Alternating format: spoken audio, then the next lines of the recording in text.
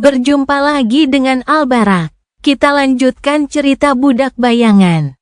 Jangan lupa share, like, komen, dan subscribe.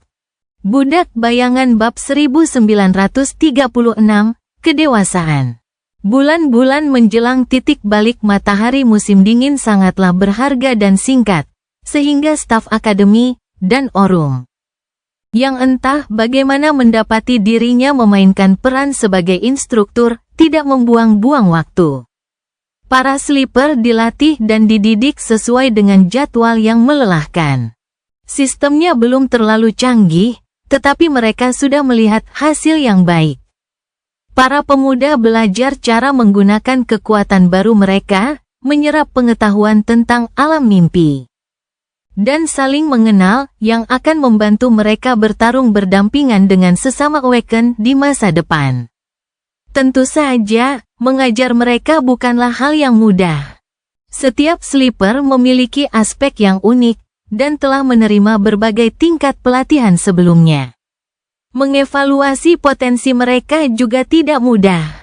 Meski demikian, 4 di antaranya muncul sebagai pemain menonjol yang tak terbantahkan sejak awal. Yang pertama, tidak mengherankan, adalah Smile of Heaven, gadis yang menerima true name dalam first nihmahnya. Dia cerdas dan cantik, dan ada sesuatu yang halus tentang dirinya yang membuat orang merasa hangat dan nyaman bersamanya. Namun, yang lebih penting dari itu adalah fakta bahwa dia kuat, sangat kuat, sebenarnya. Aspeknya tetap menjadi misteri bagi Orum, karena dia tidak pernah mengatakan apapun tentangnya, tetapi bakatnya yang luar biasa tampak jelas bahkan tanpa itu. Kehebatan fisiknya, teknik bela dirinya, kecerdasannya dalam bertempur, dan tekadnya semuanya luar biasa, menjadikan Smile of Heaven sebagai pemimpin alami di antara para sleeper. Hanya saja kepribadiannya tidak cukup serius untuk menduduki posisi itu, dan dia juga tampaknya tidak tertarik pada otoritas dan status. Jadi, dia lebih merupakan orang yang disukai semua orang daripada pemimpin kelompok. Sebaliknya, 2 anak laki-laki bersaing memperebutkan gelar tersebut. Salah satunya tentu saja Anvil. Pemuda serius itu sangat hebat dalam segala hal, perilakunya sempurna, dan kecakapan bertarungnya patut dicontoh. Ditambah dengan ketenaran keluarganya yang luar biasa, tidak mengherankan jika sleeper lainnya mengaguminya. Yang menariknya, dia tampak lebih tertarik untuk mengetahui senjata daripada menggunakannya, meskipun teknik bertarungnya masih luar biasa. Aspeknya memberinya afinitas tinggi terhadap logam, yang dia gunakan untuk mengendalikan pedang terbang dengan terampil. Atau meningkatkan keterampilan pedangnya dengan sejumlah cara yang cerdik dan cukup berbahaya. Baik Smile of Heaven maupun Anvil menunjukkan tingkat kekuatan fisik dan ketahanan yang tidak dapat dijelaskan Orum, dan sejujurnya ia merasa agak mengerikan. Namun, ia senang melihat generasi baru berkembang pesat di dunia berbahaya tempat mereka dilahirkan. Namun, kandidat kedua untuk gelar yang terbaik di antara kelompok sleeper benar-benar mengejutkan. Pemuda kurang ajar dengan mata abu-abu itulah yang ucapannya yang lucu telah membuat seluruh kelas tertawa selama kelas pertarungan pertama. Pemuda itu datang entah dari mana dan tidak punya latar belakang yang bisa dibicarakan. Meskipun begitu, dia benar-benar jenius dalam segala hal yang berhubungan dengan ilmu pedang dan pertarungan. Dengan mudahnya dia bisa bersaing dengan keturunan keluarga paling bergengsi dan mengalahkan mereka satu demi satu. Bakatnya sangat menonjol bahkan jika dibandingkan dengan sleeper terbaik di kelasnya, mungkin sleeper manapun yang pernah ada.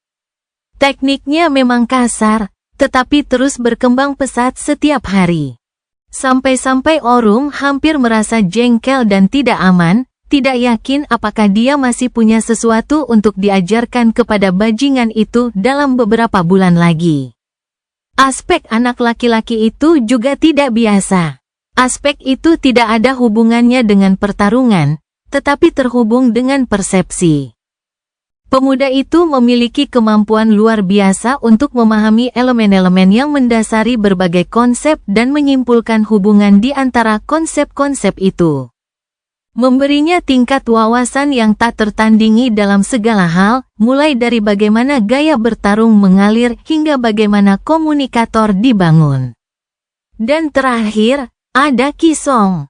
Meskipun tidak secerdas dan semenarik tiga anggota lainnya, dia segera muncul sebagai salah satu anggota terkuat di generasinya.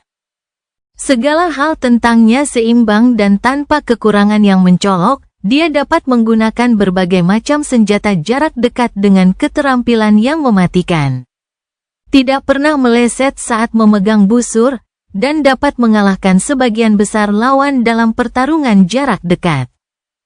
Di atas segalanya, ia memiliki banyak pengetahuan dan keterampilan di bidang yang hanya dikuasai oleh para sleeper lainnya, yaitu bertahan hidup di alam liar. Sama seperti ibunya, yang merupakan seorang pemburu berpengalaman, Qi Song sangat ahli dalam beradaptasi dengan lingkungan apapun, melakukan tipu daya, melacak, dan menghabisi musuh dengan cara yang paling efisien. Namun, dia tidak bisa benar-benar menggunakan aspeknya dalam pelatihan, karena itu adalah aspek yang cukup menakutkan. Kemampuan dormannya adalah kebalikan dari penyembuhan, yang memungkinkannya untuk memperparah luka apapun dalam proses yang lambat, tetapi eksponensial.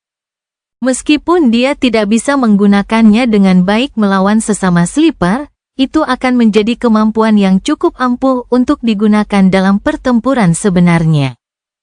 Orum berusaha keras untuk memberikan perhatian khusus dalam mempersiapkannya untuk alam mimpi, semampunya tanpa membuatnya tampak seolah-olah murid ini lebih penting baginya daripada yang lainnya. Dia melakukan yang terbaik, namun perjalanan waktu sungguh kejam.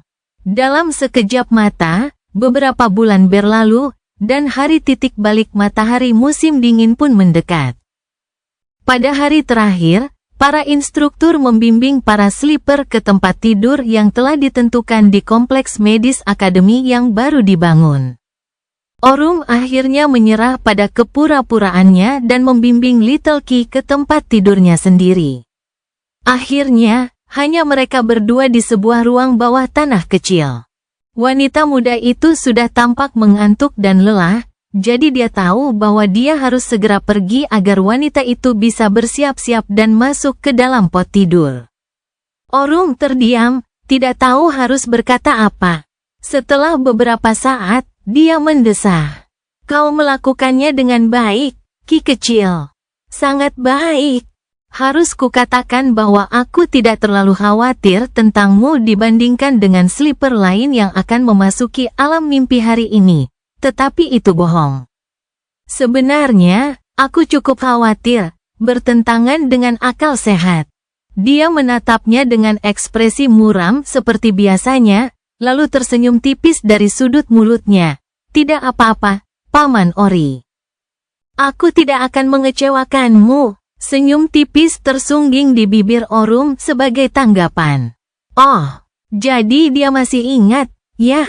Dia ragu-ragu sejenak, merasa senang, lalu akhirnya menanyakan pertanyaan yang sudah lama ingin ditanyakannya. Ngomong-ngomong, bagaimana kabar ibumu? Qi Song berbalik dan menghadap ke arah pot yang sedang tidur. Sosok rampingnya tampak dalam cahaya pucat di kegelapan ruangan. Suaranya terdengar datar ketika dia menjawab, dia sudah meninggal. Kata-katanya menghantam Orum bagai palu. Ia membeku, lumpuh karena besarnya apa yang telah dikatakannya, dan takut untuk memahaminya. Rasa sakit yang tajam menusuk jantungnya, membuatnya menggigil. Wanita muda itu mendesah, lalu berkata pelan, dia meninggal tidak lama sebelum mimpi buruk pertamaku. Makhluk yang tinggal di gunung berapi itu muncul dan menyerang benteng, jadi dia memutuskan untuk melawannya alih-alih melarikan diri, untuk melindungi gerbang dan orang-orang yang berlabuh di sana. Namun, orang-orang yang berusaha dia lindungi, semuanya memutuskan untuk bersembunyi dan meninggalkannya sendirian. Para pengecut, Kisong menekan tombol, dan tutup pot tidur pun terbuka. Berbalik ke Orung, dia menatapnya dengan tenang. Wajahnya bukan wajah remaja, melainkan wajah orang dewasa. Lain kali kita bertemu, aku akan menjadi seorang yang terbangun.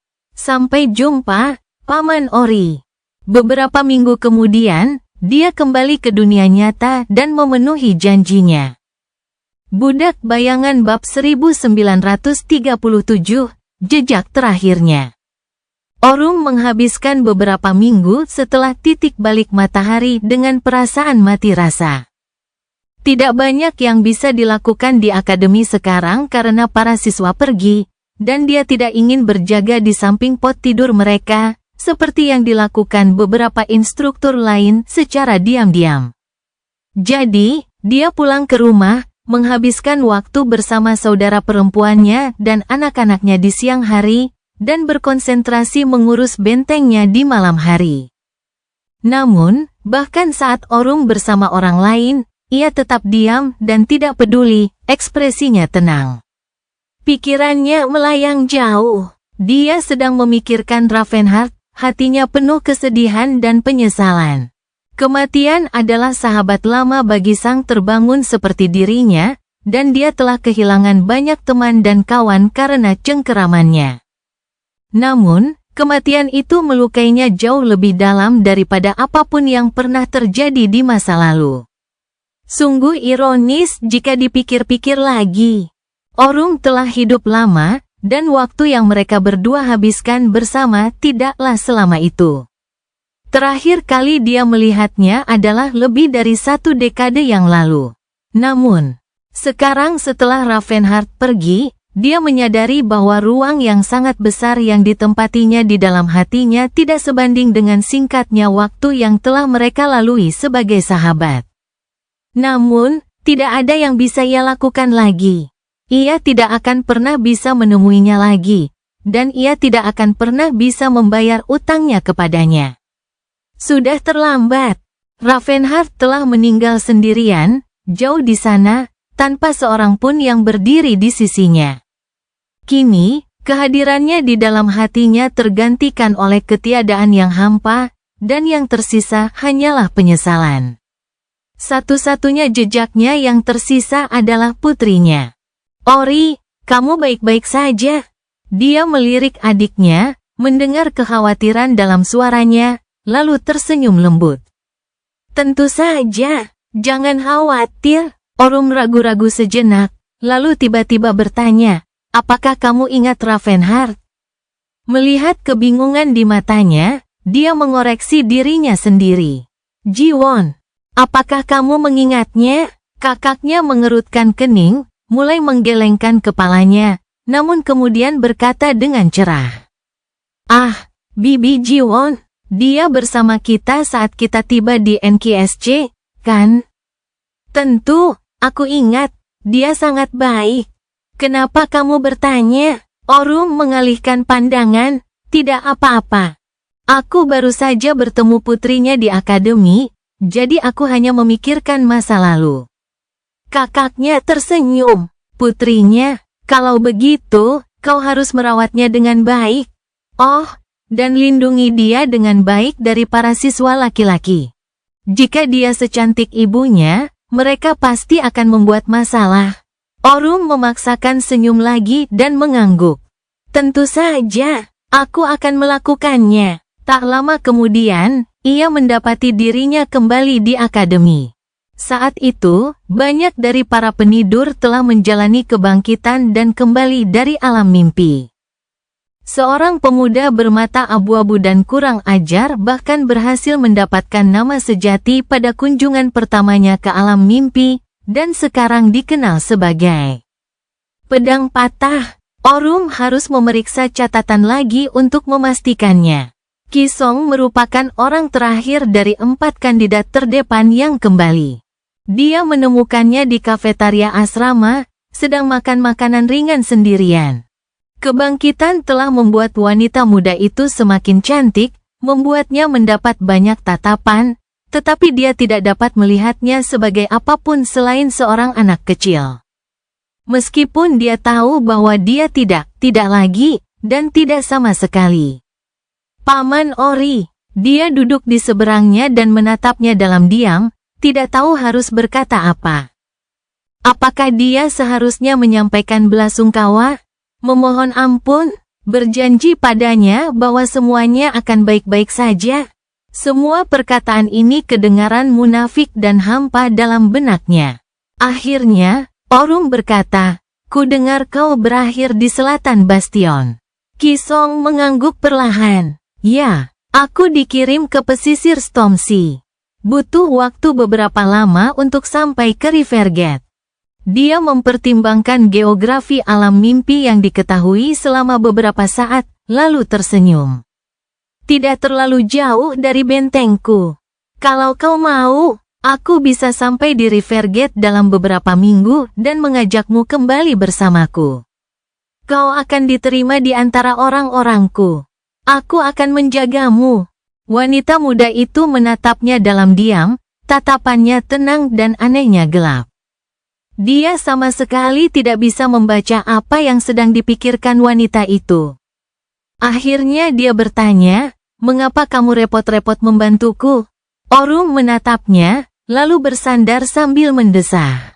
"Memang, mereka hanya sekadar kenalan biasa." Little Ki kini menjadi yatim piatu, tanpa koneksi berharga yang bisa dibicarakan. Meski berbakat, dia belum membuktikan dirinya, jadi tidak akan ada faksi yang ingin merekrutnya dengan cara apapun.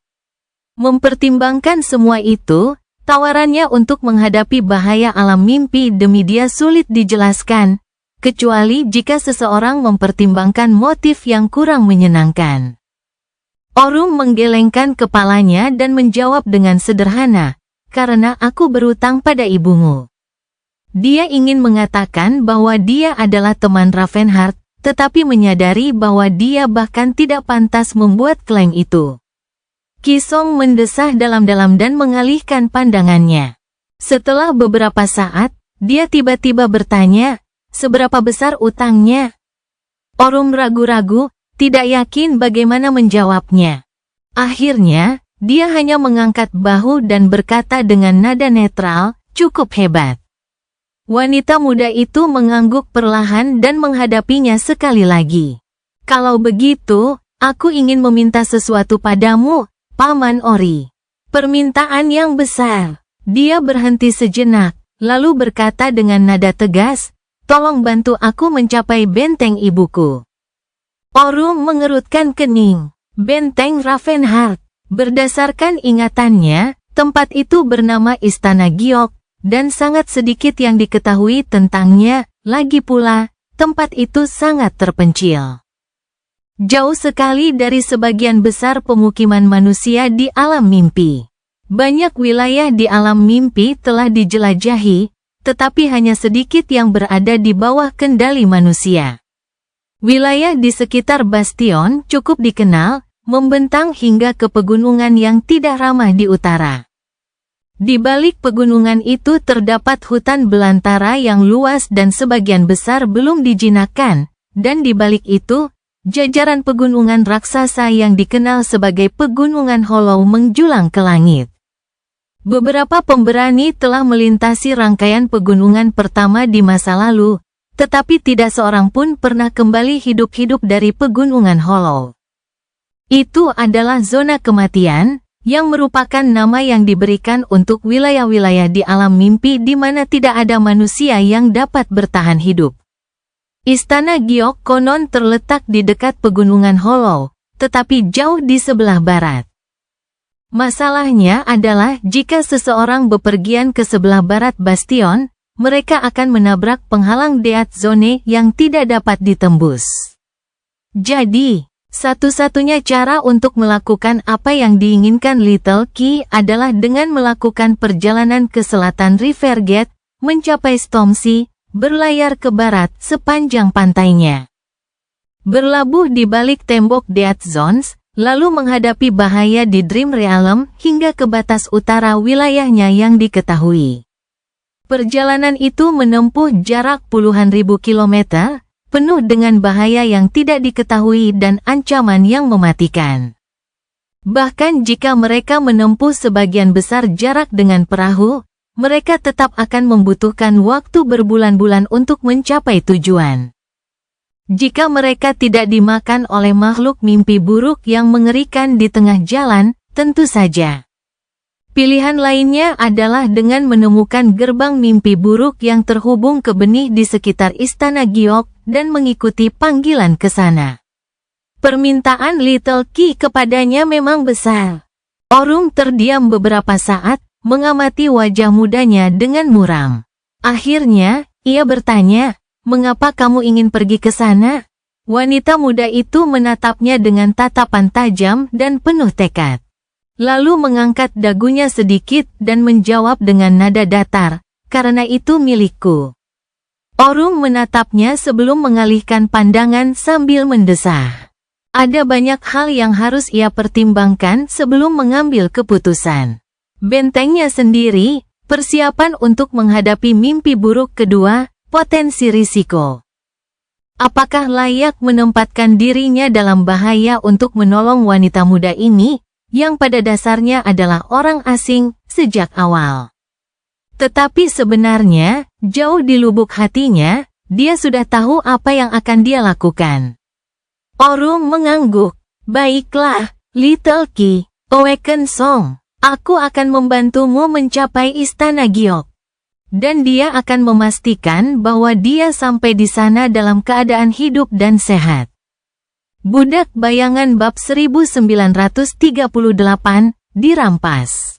Orung butuh beberapa hari untuk membereskan urusannya dan bersiap berangkat ke Rivergate. Dia sama sekali bukan pilar kemanusiaan, tetapi dia tetap orang yang sangat kaya. Bahkan jika hal terburuk terjadi, saudara perempuannya dan anak-anaknya tidak akan kekurangan apapun. Mereka juga memiliki kedudukan tinggi yang sama dengannya dalam sistem kewarganegaraan kontroversial yang ditetapkan oleh pemerintah beberapa tahun lalu. Meski begitu, Orung tidak berencana untuk mati di suatu sudut terpencil alam mimpi dalam perjalanan menuju Istana Giok. Dia tidak sombong, tetapi dia percaya diri. Orang-orang yang telah bangkit seperti dia sangat sedikit jumlahnya di seluruh dunia. Mungkin hanya ada beberapa lusin orang. Dia tidak hanya bertahan hidup, tetapi juga berkembang pesat selama hari-hari tergelap umat manusia. Jadi, mantra mimpi buruk harus bekerja sangat keras untuk menjatuhkannya. Meninggalkan tubuhnya di dalam pot tidur dan berjalan melalui gerbang bentengnya, Orung melakukan perjalanan ke selatan.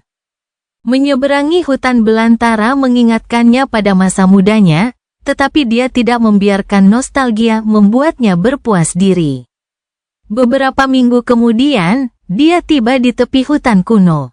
Baju zirahnya memiliki beberapa goresan, dan ada beberapa pecahan jiwa berserakan di ranselnya. Jejak mayat kekejian tertinggal di belakangnya. Namun, hutan adalah jenis binatang yang sama sekali berbeda. Memasukinya sendirian sama saja dengan meminta untuk ditelan olehnya. Jadi, Orung mendirikan kemah dan menunggu beberapa saat. Lautan dedaunan berdesir di kejauhan, dan sungai di dekatnya bergumam saat mengalir ke selatan, menghilang di antara pepohonan tinggi. Ia menghabiskan malam yang gelisah di tepiannya. Keesokan harinya, sebuah kapal yang rusak muncul dari suatu tempat di hulu, dan Orung menggunakan kesempatannya untuk menerjang arus yang kuat dan naik ke atas kapal. Para awak terkejut melihatnya. Tetapi senang memiliki pedang Awaken lainnya bersama mereka untuk perjalanan terakhir dan paling berbahaya. Sungai itu penuh dengan makhluk mimpi buruk, tetapi masih lebih aman daripada hamparan hutan yang gelap.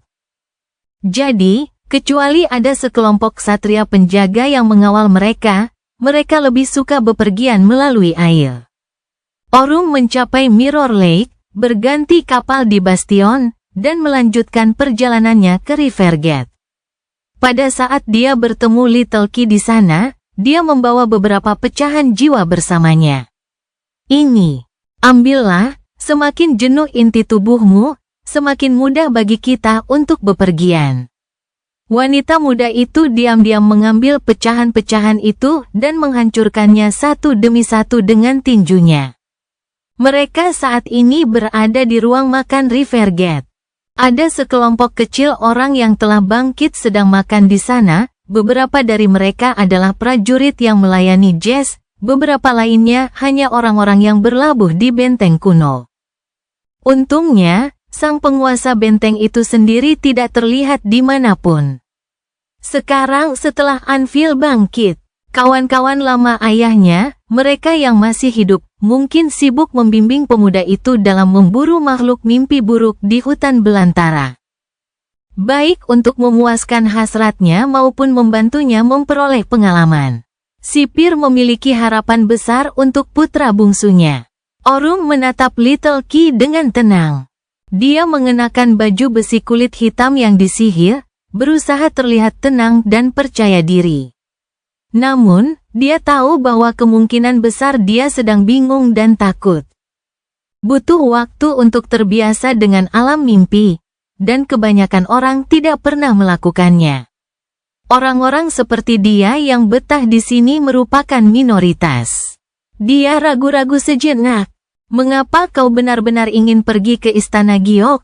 Apakah kau berencana untuk membalas dendam pada makhluk mimpi buruk yang membunuh ibumu?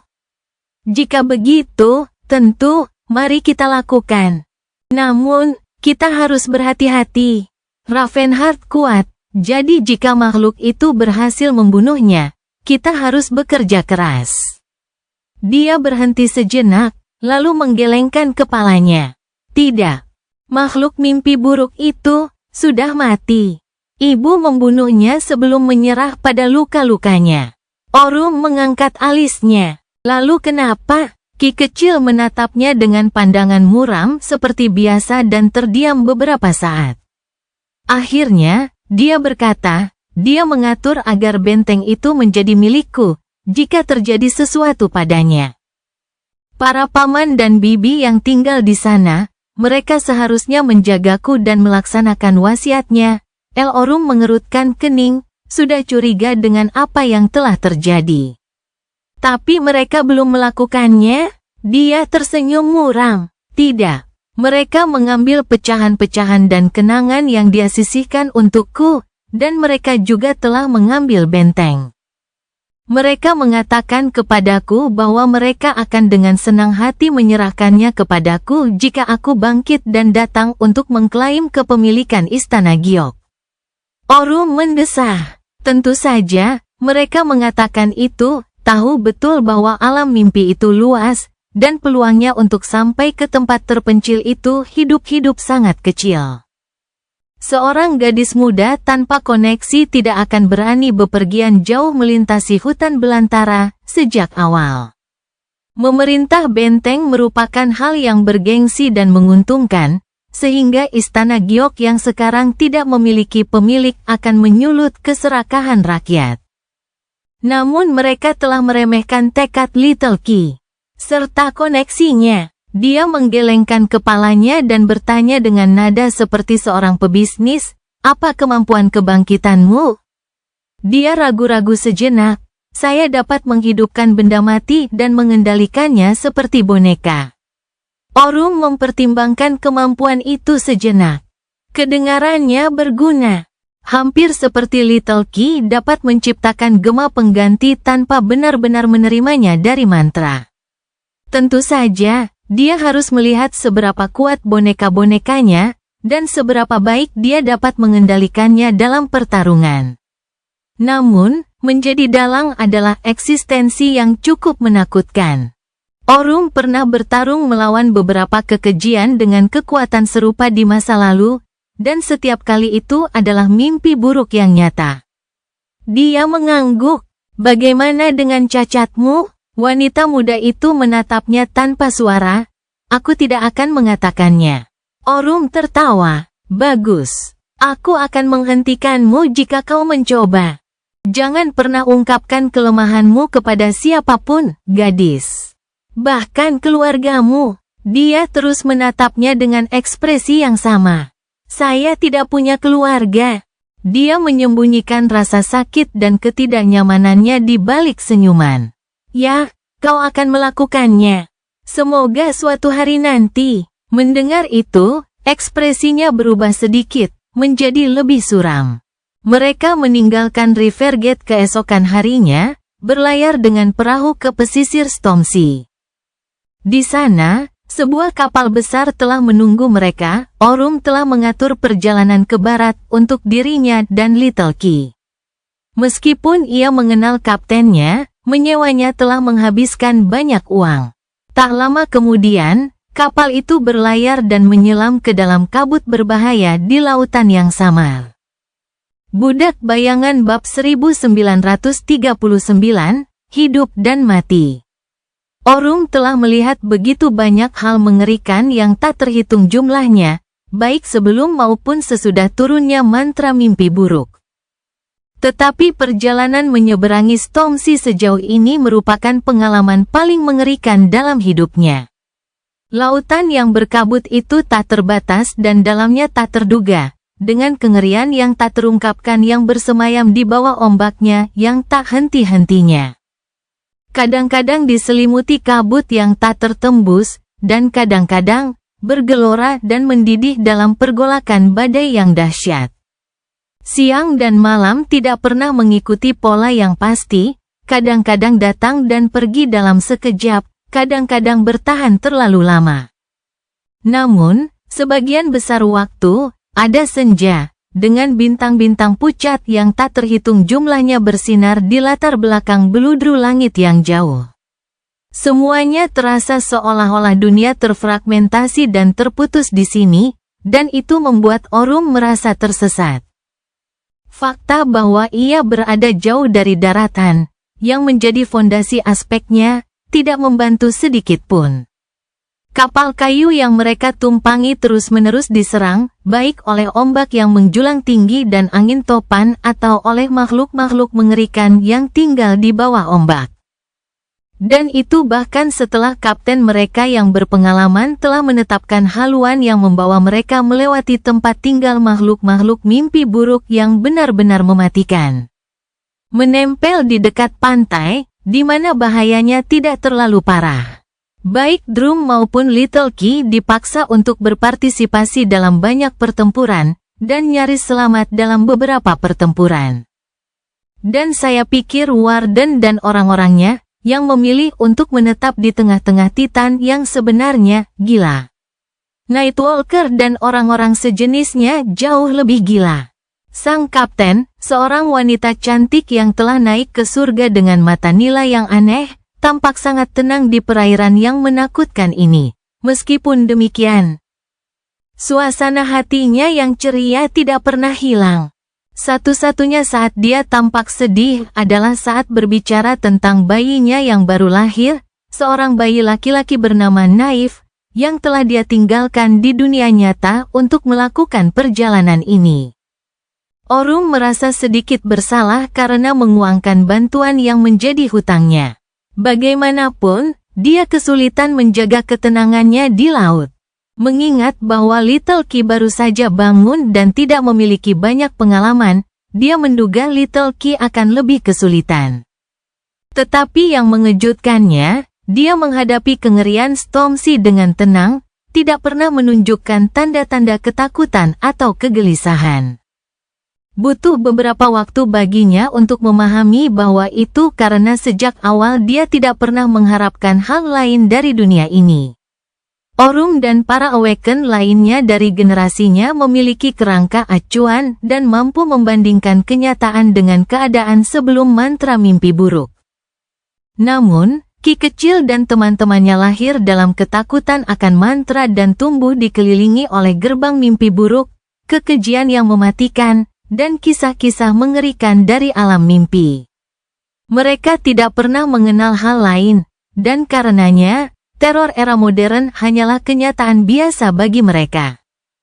Orum memahami hal itu secara rasional, tetapi ketidakpedulian wanita muda itu masih tampak menakutkan baginya. Itu lebih dari sekadar tidak manusiawi. Meskipun demikian, itu cukup membantu dalam perjalanan berbahaya ini. Stormzy memang mengerikan, tetapi tidak merenggut nyawa mereka. Akhirnya, kapal itu mendarat di pantai terpencil jauh di sebelah barat Bastion dan Rivergate, melewati penghalang Death Zone yang tidak dapat ditembus. Orung dan Little Ki mengucapkan selamat tinggal kepada awak kapal dan kapten lalu menuju lebih jauh ke pedalaman sendirian. Mereka butuh beberapa minggu untuk mencapai Sungai Air Mata, yang akan menjadi pemandu mereka dalam perjalanan ke utara. Muara sungai besar itu dikuasai oleh makhluk mimpi buruk yang sangat menakutkan. Jadi kapal tidak bisa memasukinya dari Stormzy, itulah sebabnya Orung dan wanita muda yang dikawalnya harus melakukan perjalanan melalui darat. Sambil menatap sungai yang luas itu, Ki kecil mendesah.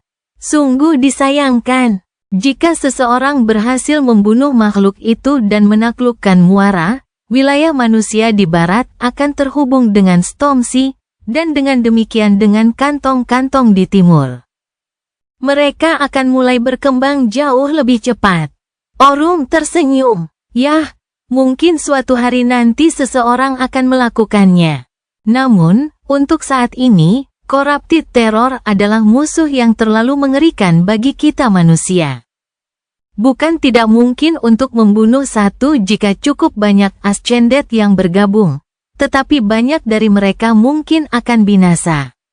Senyumnya sedikit meredup, dan dia mendesah.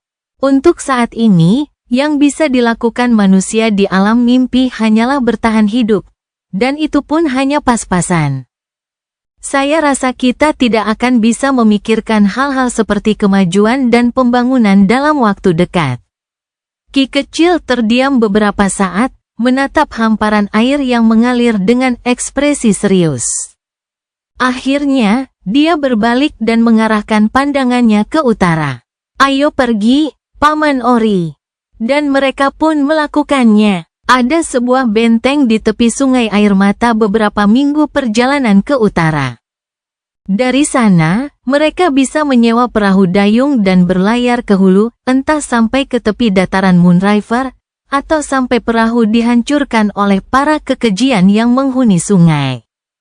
Orung dan Little Ki memiliki banyak kesempatan untuk bertarung berdampingan dalam perjalanan menuju benteng.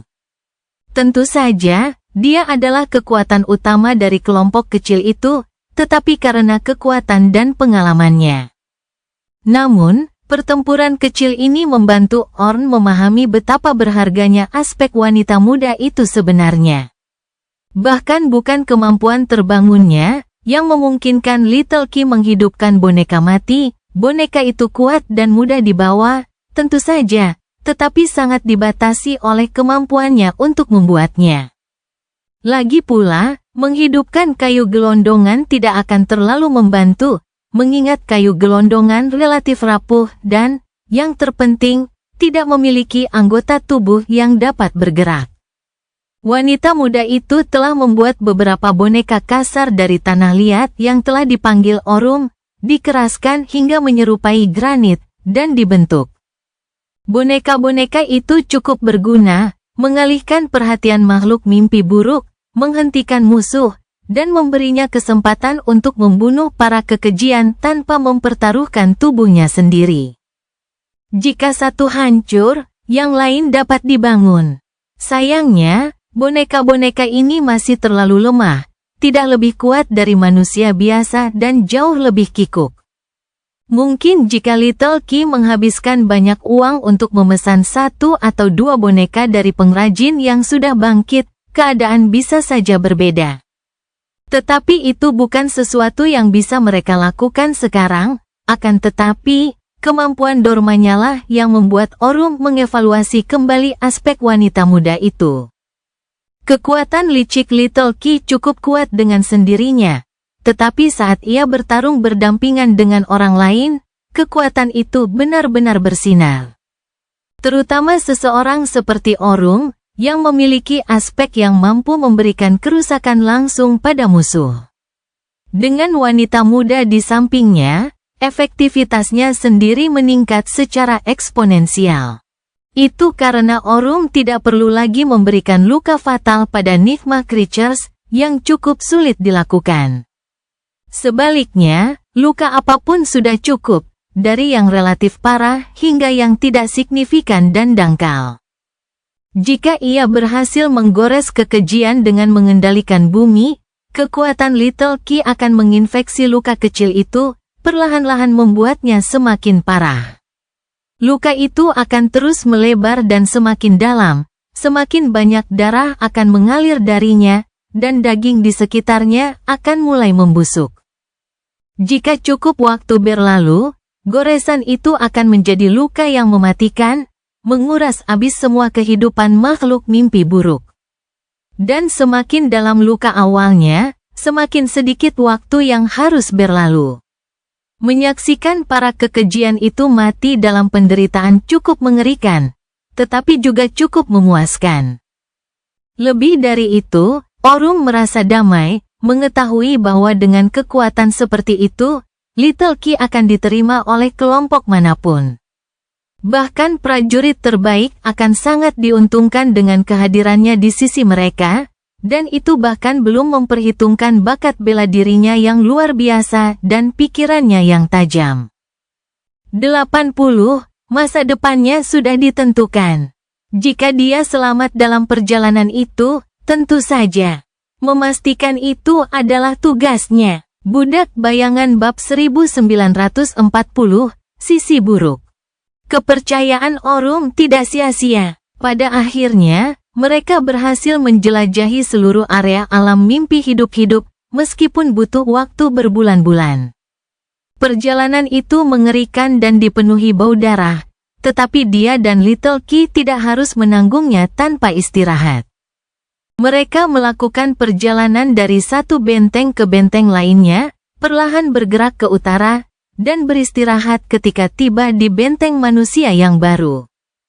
Terkadang, mereka hanya tinggal di benteng, menikmati keramah tamahan penduduk setempat, mengobati luka-luka mereka, dan memulihkan diri. Terkadang, mereka menggunakan gerbang untuk kembali ke dunia nyata, keluar dari tempat tidur, dan membiarkan pikiran dan jiwa mereka yang lelah beristirahat dengan menikmati persembahan mewah dari era modern. Dalam prosesnya, Orum harus mengevaluasi ulang pendapatnya tentang wilayah manusia di alam mimpi. Ya, wilayah itu jauh lebih sepi dan padat penduduknya daripada wilayah Kantong di timur. Tetapi masih ada lebih banyak orang yang menggunakan benteng-benteng yang terisolasi sebagai tempat berlindung daripada yang ia duga. Itu masuk akal, kalau dipikir-pikir lagi. Jumlah orang yang bangkit di dunia meningkat setiap tahun, dan itu sudah tak ada bandingannya dengan hari-hari awal mantra mimpi buruk yang diingatnya. Saat itu, alam mimpi itu asing dan menakutkan, dan bertemu dengan seorang manusia di sini terasa seperti berkah. Namun sekarang, ada seluruh komunitas dengan ratusan atau bahkan ribuan orang yang terbangun tinggal di sini. Banyak dari mereka yang terbangun bahkan tidak harus berjuang untuk hidup mereka setiap hari. Memberikan layanan yang berharga kepada para prajurit atau bekerja untuk memelihara dan meningkatkan benteng, bahkan di barat. Beberapa benteng di sini kecil dan terus-menerus dikepung oleh kekejian, tetapi yang lain seperti kota kecil. Dengan garnisun yang kuat dan penguasa yang kuat yang memimpin orang-orang ke arah kemakmuran, setidaknya stabilitas. Satu-satunya hal yang hilang adalah sosok seperti Warden, seseorang yang cukup kuat dan cukup berpengaruh untuk menyatukan kelompok-kelompok yang berbeda dari Awaken yang berjuang dan membangun hubungan antara benteng mereka, yang memungkinkan manusia untuk bekerja sama dan saling mendukung. Little Ki menyerap kenyataan di tanah liar ini seperti spons, mengamati kehidupan para Awaken setempat dengan matanya yang serius dan muram. Dia tidak banyak bicara, tetapi semakin jauh ke utara mereka pergi, tatapannya semakin penuh tekad. Akhirnya, mereka mendaki dataran Moonriver dan melihat pegunungan tempat benteng milik ibunya berdiri. Pada hari itu, Orung menatap langit dan melihat serpihan abu hitam berjatuhan seperti salju. Dia terdiam sejenak, lalu menghela napas dan menatap wanita muda yang terdiam di sampingnya. Dalam bulan-bulan yang mereka lalui bersama, Little Ki telah tumbuh dari seorang pemula yang baru saja bangkit menjadi seorang prajurit yang berpengalaman. Fondasi teknik bela diri yang luar biasa yang diajarkan kepadanya oleh Ravenheart berkembang menjadi keterampilan yang sebenarnya. Keterampilan itu telah diasah oleh pertempuran yang tak terhitung jumlahnya dengan Nigma Creatures, dan karakternya telah mengalami perubahan yang halus, memberinya lebih banyak kepercayaan diri. Inti jiwanya juga jauh lebih kuat sekarang, diperkuat oleh ratusan pecahan jiwa. Dia juga telah memperoleh cukup banyak kenangan, dan sama sekali bukan seorang yang tercerahkan seperti sebelumnya setelah warisannya dicuri oleh orang-orang yang tidak bermoral. Namun, Orung belum mengajarkan pelajaran yang paling penting. Pelajaran yang enggan diajarkannya kepada putri dari teman dan dermawannya yang sudah meninggal, tetapi tetap harus diajarkan. Tidak ada tempat bagi kenaifan dan kepolosan di alam mimpi. Dia mendesah, "Ki kecil, kita akan segera sampai di istana Giok." Dia mengangguk, lalu tersenyum kecil. Senyumnya tampak agak gelap dengan abu yang berputar di sekitar wajah pucatnya. Akhirnya, Orung ragu sejenak, "Menurutmu apa yang akan terjadi jika kita melakukannya?" Ketika orang-orang itu berjanji untuk menyerahkan klaim mereka atas benteng ibumu, mereka tidak selalu tulus. "Kau tahu itu, kan?" Wanita muda itu hanya menatapnya dalam diam, seolah tidak memahami pertanyaannya. Dia mengerutkan bibirnya. "Kau telah tumbuh cukup baik dalam melawan makhluk mimpi buruk, Ki kecil. Kau telah berhasil bertahan hidup sejauh ini. Namun, kau perlu menyadari sesuatu yang penting, di alam mimpi ini, kekejian bukanlah satu-satunya bahaya. Manusia bisa sama berbahayanya dengan kekejian, dan sama mengerikannya. Kau mengerti apa yang ingin kukatakan?" Orung tumbuh dalam kekacauan yang disebabkan oleh turunnya mantra mimpi buruk, jadi dia tahu betul betapa menjijikkan dan kejinya manusia. Namun, Ki kecil dibesarkan di dunia yang relatif stabil, dia belum memiliki kesempatan untuk menyaksikan sisi buruk manusia. Itu merupakan suatu anugerah, sejauh yang dia ketahui. Wanita muda itu mempertimbangkan pertanyaannya sejenak, lalu memiringkan kepalanya sedikit, kebingungan masih tampak di matanya. "Tentu saja saya mengerti." Dia terdiam sejenak, lalu menambahkan dengan lugas, "Aku juga manusia." Orung mendesah, lalu mengangguk dan menuju ke barat. "Baiklah, kalau begitu, mari kita selesaikan perjalanan yang mengerikan ini." Mereka melintasi dataran Moonriver dan mendaki gunung-gunung, dan akhirnya melihat sebuah jembatan batu raksasa. Di sisi lainnya, berdiri sebuah istana indah yang tampak seperti terbuat dari obsidian, diselimuti awan abu yang mengepul. Disinilah Ravenheart tinggal, bertempur, dan tewas. Pemandangan tandus itu sunyi dan indah, persis seperti dirinya yang ada dalam pikiran Orung.